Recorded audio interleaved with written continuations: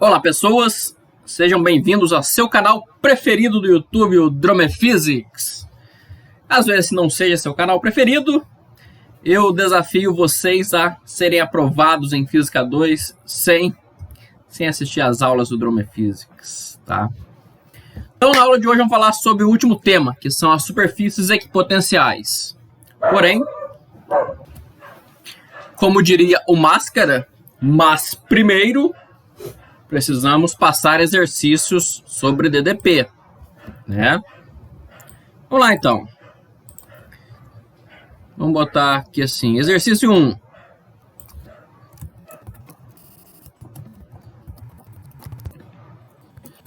Seja uma esfera de raio R, carga total Q, uniformemente distribuída por ela, né? Então a esfera é maciça, né? Bota aí, maciça. Calcular a diferença de potencial do ponto R igual a, sei lá, 4R até o ponto R igual a 0,5R, né? Então, calcular a diferença de potencial aqui. Então, vamos fazer igual a gente fez nas aulas passadas, né? Vai calcular o campo elétrico dentro e fora, né? Em função da carga total, vamos deixar claro isso, né? Em função de quê, né? Então, a primeira coisa que você vai fazer, na verdade, né? A primeira coisa que vai fazer é calcular o valor de Q, né? Vai calcular o valor de Q. Você pode considerar que o nosso ρ de R' é um ρ0. Aí você vai achar o Q em função desse ρ0. E aí calcular o campo dentro e fora e depois integrar os dois pontos que eu estou pedindo aqui, né? O segundo exercício é parecido com esse. Só que a densidade não é constante e vai ser uma esfera de raio interno e externo. Então coloca assim, seja uma esfera de raio interno R1 igual a R e R2 igual a 4R com densidade de carga, vamos colocar assim, ρ de R' igual a 1A vezes um seno de R, ou de 2πr, 2πr',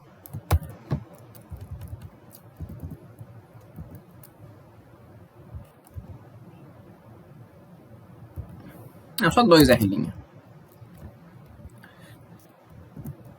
Sobre R' ao quadrado, tá? Esse sobre R' ao quadrado é para ajudar vocês, tá? Porque não vai cortar no jacobiano, né? E carga total Q, ponto.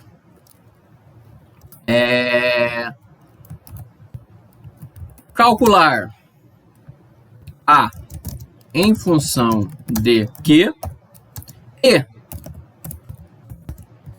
em função de Q calcular a DDP de R igual a 10R até R igual a 0, tá? Até na origem. Então aqui vai ser três partes, né? Tem três regiões diferentes. Menor do que R1, entre R1 e R2 e maior do que R2, né? Então nós vamos fazer isso aí. Depois, para terminar, vamos fazer de cilindro, né? Seja a mesma coisa disso aqui, só que o cilindro você não calcula a carga total, porque ele é infinito. Seja um cilindro infinito de raio interno R1 igual a R e R2 igual a, sei lá, 5R e densidade de carga ρ de R' igual a A vezes R' elevado, sei lá, a 10, tá bom. Ponto. Calcular a DDP entre R igual a 10R, 20R, era 10, vai virou 20, e R igual a 1.1R. Ou 1.0R, né? Vamos botar um R só. para não ficar dando valor quebrado. Então, mesmo princípio aqui, só que é um cilindro, né? Belezinha? Então, esses são os exercícios, né? A aula passada a gente discutiu como resolvê-los. Vamos agora, então, entrar realmente nas superfícies equipotenciais, tá? Vamos lá, então. Então, vamos lá. Superfícies equipotenciais. O que são elas, né? As superfícies equipotenciais, como diz o nome, né? São superfícies que possuem o mesmo valor do potencial, né? Ou seja, numa mesma superfície equipotencial, todos os valores de DDP são nulos, né? Basicamente eu falei duas vezes a mesma coisa. Se tem o mesmo potencial, óbvio, a DDP, que é a diferença de potencial, deve ser zero, né? Então vamos imaginar aqui que eu tenho uma distribuição de carga qualquer. Aqui, essa aqui, né? Então, eu vou ter as linhas de campo, né? Vamos supor que elas são assim, né? Por algum motivo, suponho que elas são assim. E eu vou ter superfícies equipotenciais. Quantas? Infinitas, tá? Mas elas são todas... Elas nunca se cruzam também, tá? Superfícies equipotenciais também nunca se cruzam, igual as linhas de campos. Então, suponho que essas são as superfícies equipotenciais. Essa é a superfície 1, uma de S1, essa é S2, eu vou ter aqui uma S3, tá? Então, tem aqui infinitas superfícies equipotenciais. Então, se eu me mover através de uma mesma superfície equipotencial, ou seja, eu sair desse ponto A aqui e ir para o ponto B, ou ir para o ponto C, ou ir para o ponto D, né? Então, a DDP aqui sempre será zero, tá? Independente da onde eu me movo, né? Do mesmo jeito, se eu estou no ponto F, vou para o ponto G, vou para o ponto H, vou para o ponto J, também tenho ΔV igual a zero, tá beleza? Porém, se eu estou no ponto C e vou para o ponto H, né, eu vou ter uma ΔV diferente de zero, tá? Por que eu vou ter um ΔV diferente de zero? Porque eu estou me movendo entre duas superfícies equipotenciais diferentes, tá? Então tem que tomar muito cuidado nisso, né? Que tá falando aqui, ó. Numa mesma superfície equipotencial, ó. Não posso mudar de superfície equipotencial. Se eu mudar de superfície equipotencial, então eu tenho variação na DDP, tá? Você pode fazer um paralelo. Existem superfícies equipotenciais gravitacionais também, né? Quais são elas? Se você considerar que o campo gravitacional é uniforme, né? Aqui perto da superfície da Terra, né? Então tem a força mg, força-peso. mg é para baixo. Então é uma força, né? Nesse sentido, direção menos e. Todos os planos em diferentes alturas formam cada um deles uma superfície equipotencial. Então, se você anda, né, na altura 1 para qualquer outro ponto que também tem altura 1, você não muda a DDP, né? Pensa bem na energia potencial gravitacional, mgh. Então não importa se eu estou a 1 metro aqui, ou se eu estou a 1 metro, sei lá perto da parede. Eu sempre estou a 1 metro, então a minha energia potencial gravitacional sempre é a mesma. Aqui acontece a mesma coisa. O meu potencial é sempre o mesmo se eu estou na mesma superfície equipotencial, tá? E ele varia se eu tiver... eu mudar de superfície equipotencial, tá bom? Então esse é o segredo. Qual que é a característica mais importante? Mais importante não, né? Mas qual que é uma característica crucial na construção das superfícies equipotenciais? Elas sempre fazem um ângulo de 90 graus com as linhas de força. Elas são sempre perpendicular. Então, ó. Claro, o desenho aqui é só um desenho, né?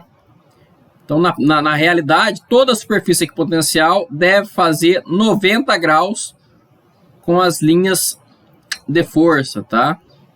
Se não fizer 90 graus, aquele lugar aí não pode ser uma superfície equipotencial, né? Você está pegando pontos de diferentes superfícies equipotenciais. Vamos anotar isso aí. Tá? Então vamos escrever assim. Espero que vocês estejam anotando, hein? Cadê o café de vocês? Olha meu café aqui, ó. Vamos escrever assim, né? As superfícies equipotenciais são sempre perpendiculares às linhas de forças, né? Então, é assim que a gente constrói. Se você construir uma linha de força, você passou um ponto ali, faz 90 graus, é uma superfície potencial. Você vai, outra que fez 90 graus, é outra superfície, assim por diante. Então, as superfícies equipotenciais são sempre perpendiculares às linhas de forças. O que mais a gente pode falar sobre elas, que eu falei agora, né? Se eu me mover numa superfície equipotencial, não mexo no potencial eletrostático. Como a diferença de potencial está relacionada com a ideia de trabalho, então uma carga pode se mover livremente numa mesma superfície equipotencial sem realizar trabalho nem pela carga, nem pelo campo, nem sobre o campo. Ou seja, nenhum trabalho positivo ou negativo, traduzindo, né? Então vamos colocar assim, né? Não há realização de trabalho para se mover uma carga em uma mesma superfície equipotencial, tá? Então, é isso aí que eu queria falar para vocês, né? Vou fazer uns desenhos aqui. Se eu tiver uma carga pontual, por exemplo, quais são as superfícies equipotenciais dela? Olha, a carga pontual, ela é radial, né? Então tá aqui. Então eu tenho que ter uma superfície que se fazem 90 graus sempre com essas linhas, né? Como é que eu faço isso? Ora, esferas, né? Então, esferas são superfícies equipotenciais da casca esférica. Da casca esférica, não. Da casca esférica também, na verdade, né? Mas esferas são superfícies equipotenciais da carga pontual, né? Eu sempre fazem 90 graus. Então essa é a superfície S1. Como eu disse, são infinitas, né? Então eu teria outra superfície equipotencial aqui, S2. Né? Note que elas também fazem 90 graus. Ó. Até nesse desenho mal feito meu aqui dá para perceber isso. Se eu tivesse, por exemplo, um fio infinito, né? Então onde está? Tá aqui. Né? Então, qual que é a superfície equipotencial do fio infinito? Seriam cilindros concêntricos, né? Todos os cilindros concêntricos, ó, fazem 90 graus, ó, 90 graus aqui, 90 graus aqui, 90 graus aqui.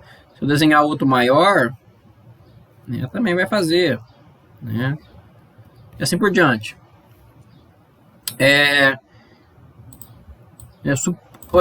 Duas cargas pontuais, né? Como é que ficaria duas cargas pontuais positivas, né? Aí é mais interessante, por quê? Porque as linhas de força, elas se repelem, que elas nunca podem se cruzar, né? Então, fica assim, ó, as linhas de força, né? Então, ficaria assim.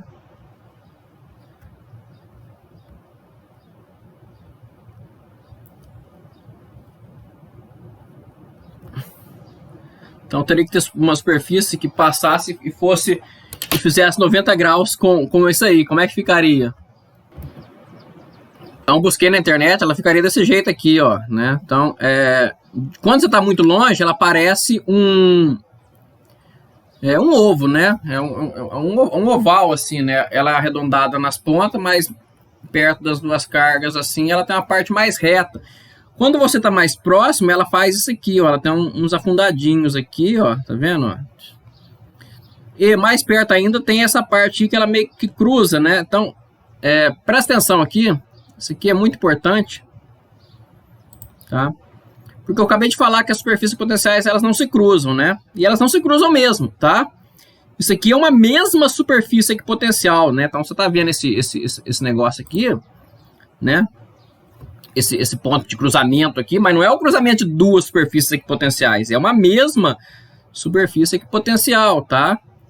Então, o desenho da superfície equipotencial, vou desenhar aqui embaixo, seria mais ou menos assim, né? Então, muito longe da carga é um oval, Mais próximo da carga ela faz assim, ó, ela faz tipo um feijão, né? Mais próximo ainda ela iria se cruzar nela mesmo, né? Desse jeito, né? E ainda mais perto, né? Aqui dentro vai ter superfícies circulares em torno de cada uma das carguinhas, né? Do jeito que tá vendo a figura aí. Então, esses são os desenhos de superfície equipotenciais. E note aqui, nesse desenho que eu achei, que elas têm que fazer 90 graus, casinhas de força, tá? Parece que não faz em todas, né? Tipo, essa aqui parece... Não parece 90 graus, parece um pouquinho menos. Mas esse é um desenho, tá? Ela sempre faz 90 graus na realidade. Tá, beleza? Então, essas são as superfícies equipotenciais, né? Então, qual que é o grande segredo dela, né? O que a gente tem que destacar sobre as superfícies equipotenciais? Se você se mover através de uma única superfície equipotencial, né? Então, olha esse desenho aí que eu desenhei. Então, se eu me mover numa única superfície equipotencial, ou seja, daqui até aqui, ou até aqui, não tem DDP, não realiza trabalho, né? Sempre que eu me mover em uma única superfície potencial. Eu só vou ter trabalho se eu sair de uma e ir para outra, né? Aí eu vou ter trabalho ou da força elétrica, porque se tem uma superfície equipotencial é porque tem uma carga. Se tem uma carga, se eu botar outra carga, então vai ter uma força, lei de Coulomb. Né? Ou eu tenho que fazer a força, né? Eu vou lá com a mão e empurro a carga, aí é força sobre o campo elétrico, né? Então, é isso que eu tenho a falar sobre superfícies equipotenciais. É isso que eu tenho que falar sobre a matéria da segunda prova, tá? Então, acabamos aqui. Na próxima aula, né, depois da prova, a gente vai falar sobre como como a matéria se comporta na presença de campos elétricos, né? Porque até agora a gente viu o vácuo. Aí a gente vai ver campos elétricos e potenciais elétricos dentro de condutores e dentro de dielétricos também, que são isolantes, tá? Basicamente isso. Beleza? Então, nos vemos na próxima aula. Boa sorte na prova, faça os exercícios. Eles não são fáceis, mas não são difíceis. Na verdade, eles são fáceis sim, tá? Mas eles não são simples, eles são todos trabalhosos. Todos precisam ser feitos com calma, tá? Então, façam os exercícios ou pagarão o preço. E nos vemos futuramente já com a matéria da terceira prova, tá beleza? Foi.